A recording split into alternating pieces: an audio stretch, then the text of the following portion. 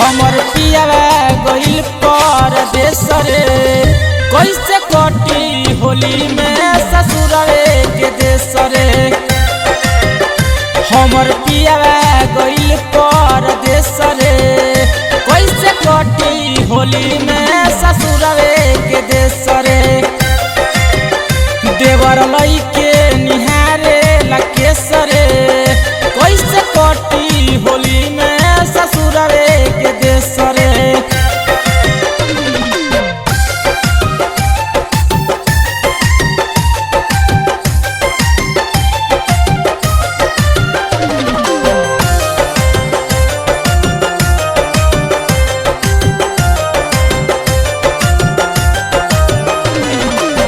चढ़ली जवानी हमर दूसरे निहारेला होली के दिन राजा घर नहीं आवेला।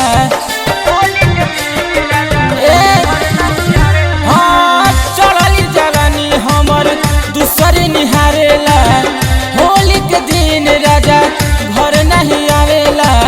घर नहीं आवेला कि हमर पियावा भेजत ना उपदेश रे।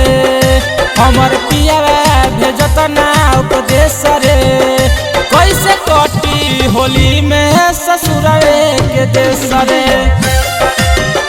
छोटका देवरा निहारे लफेस रे कैसे कटी होली में ससुरवे के देश रे।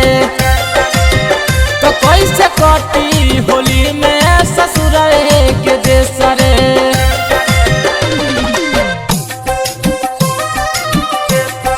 होली है होली है।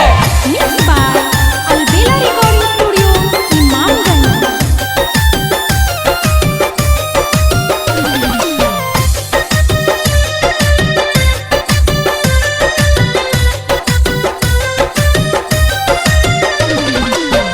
होली में रोवे राजा चूड़िया कंगना हमारा के छोड़ गेला पियलो धियाना।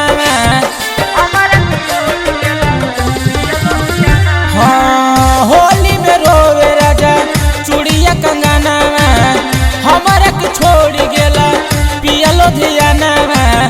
पियलो धियाना कि दीपू चंदन भेजत बा कलेश रे। दीपू चंदन भेजत बा कलेश रे तो कैसे कटी होली में ससुरवे के देश रे।